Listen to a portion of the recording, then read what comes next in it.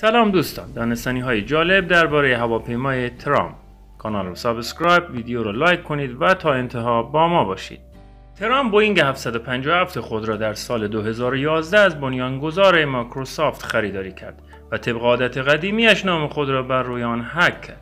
بوئینگ 757 ترام ششمین هواپیمای گران قیمت جهان با قیمتی معادل 100 میلیون دلار است.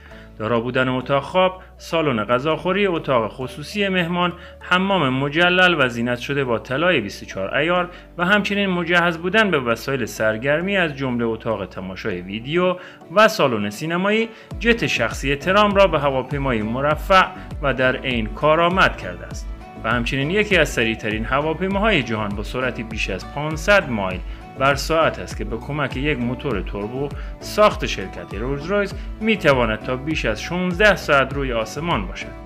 و برخلاف دیگر 757 ها که بین 180 تا 220 مسافر حمل می کنند، بوئینگ 757 ترامپ برای جابجایی تنها 43 سرنشین طراحی شده است.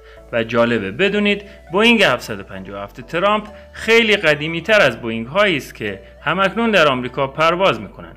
این هواپیما که در سال 1991 ساخته شد، در طی دهه 90 میلادی توسط شرکت‌های هواپیمای مکزیکی خریداری شد و 10 سال تمام بر روی آسمان بدون مشکل پرواز می‌کرد. استدلال شخصی ترام هم این بود که هواپیمایی را انتخاب می‌کنم که جواب خود را پس داده باشد.